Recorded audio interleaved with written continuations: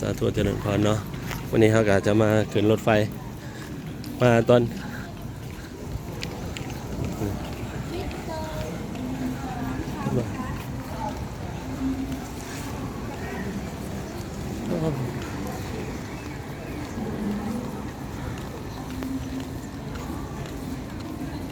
โอ้โหบริษัทแมทเนาะบ่กระแสเขาอยู่ที่บริษัทแมท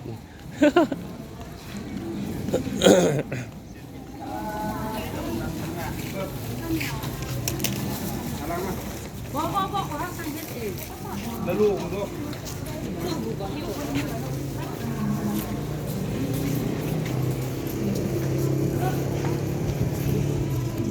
เจ๊นแถวขึ้นรถเลยแล้วเจ้าไปนะ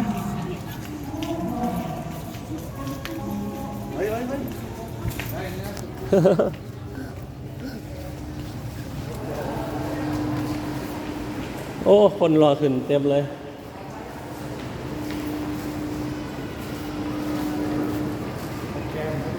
สแกนนะสแกน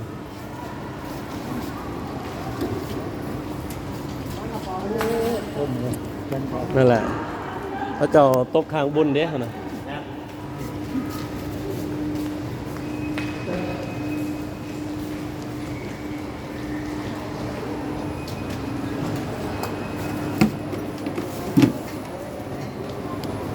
สองยามสนิทเลยจ้ะฮะเอาวางเลย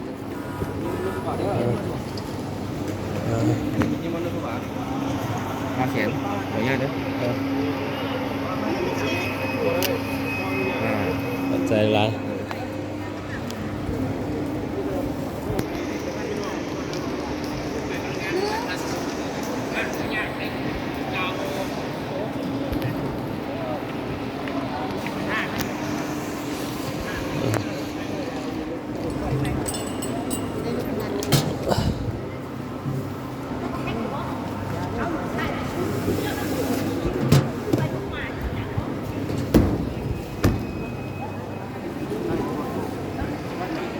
ฮะ300 ปลายโอ้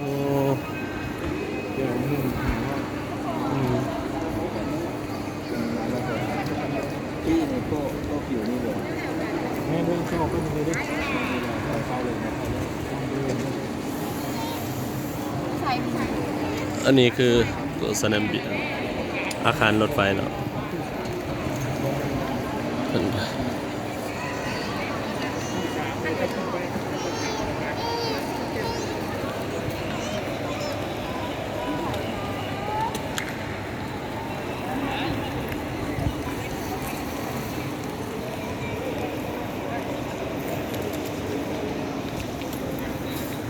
สแกน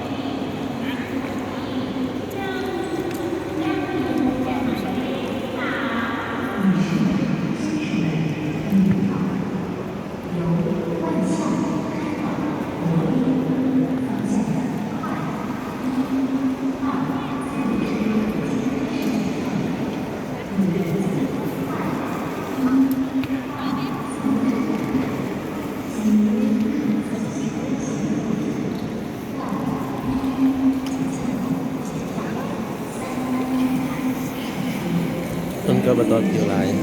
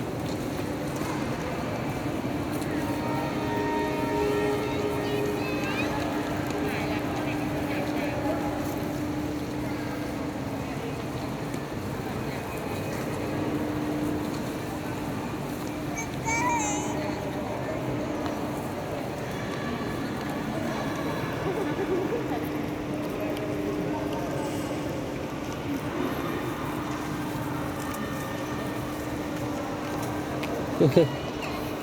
ร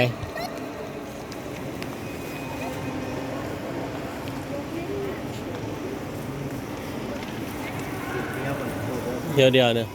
เที่ยวตัวนี้มันจูได้700 คนเนี่ยรถเนี่ยมันจูได้แต่ว่ายูนครเลยไม่จันยูนพอคนบอก300 กว่าบ่แต่ว่าไปรับสถานีทั้งไหนเด้คนโฮงอยู่ต่างๆก็สิเป็นคันเต็มหมดเลย700 กว่าคนเป็นพันคนแล้ว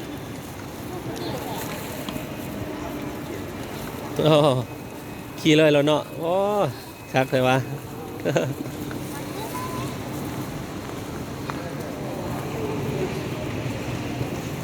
ก็จะ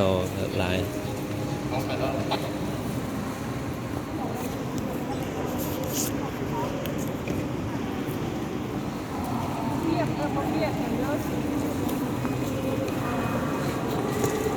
โอเคปะ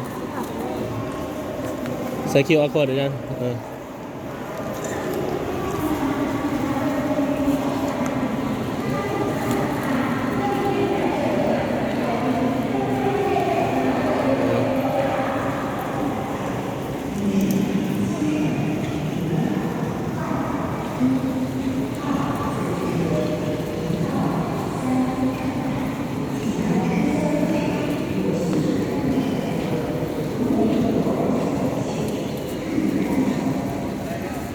เค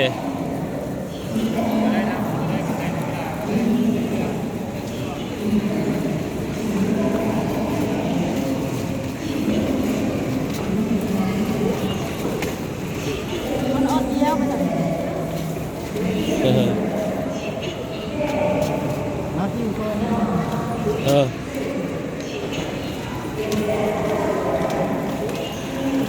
โอ้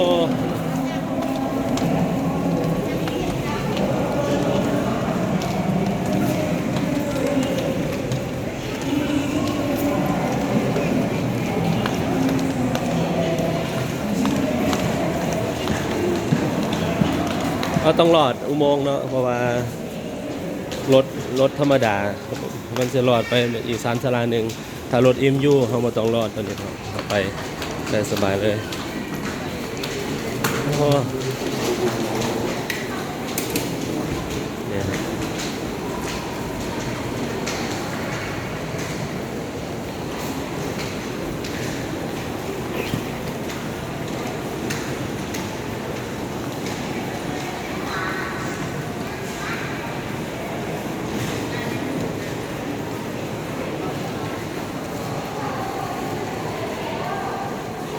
วัดหลวงพ่อบาง ฮะอ๋อโปรโมทบ่อาเซียนได้เนี่ยอาจารย์ศูนย์อาเซียนได้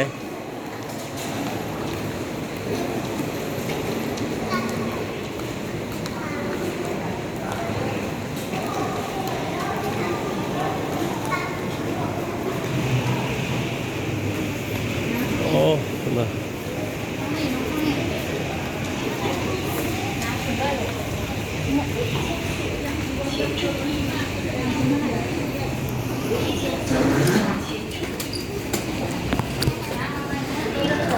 เมตู้ถือไว้บ่เมตู้ถือไว้บ่มาให้ถือให้มาเอายังไว้รถปะอาจารย์ถือให้ก็ได้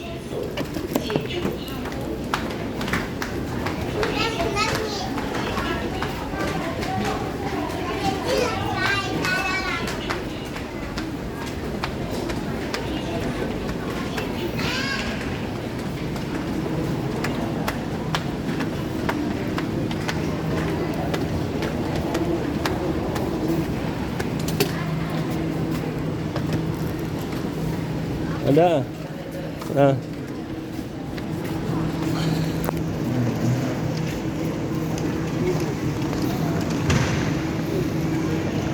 ตู้ซีแม่นบ่แม่นว่าตู้ซีบ่นี่ โยนว่าอันต่ำเลยตู้เบอร์ทีแล้วก็บอลนาง โอเค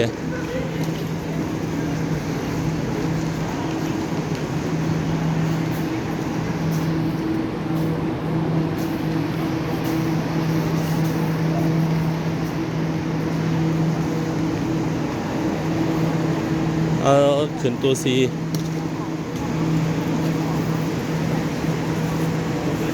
แมน ตู้เบอร์สี่เบิ้งเบิดเป็นปะนี่ 4เบิด เออ อะไร55กันอะไร56 เออของจานอะไร 57อันนี้เท่าไหร่ 56 57เออเขา 55 67 อืม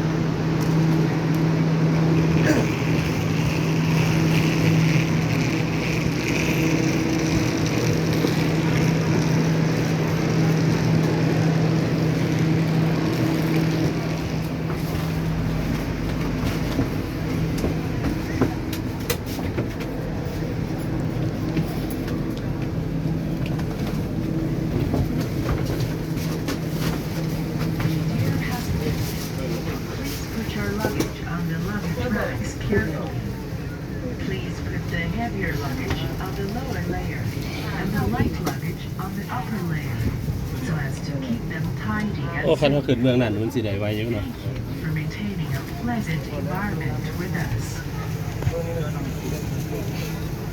สบายดีทานผู้โดยสารทุกท่าน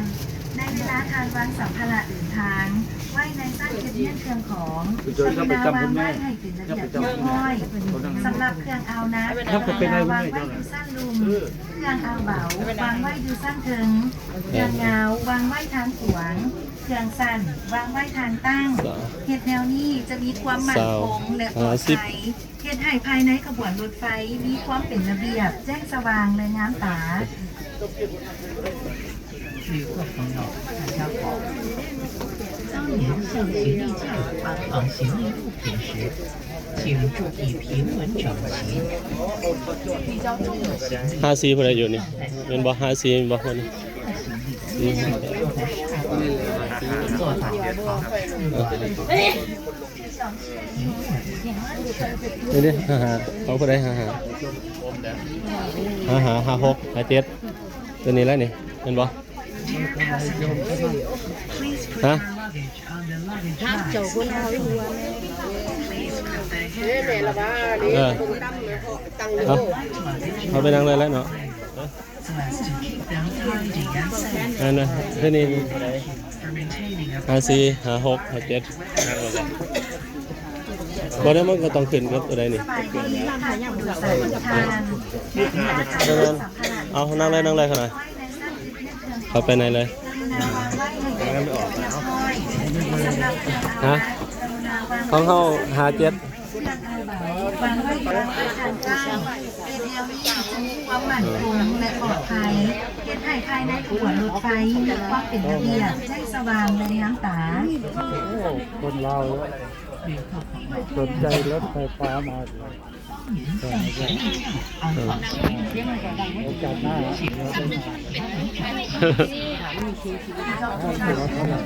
แสนเจ็ดประมาณ500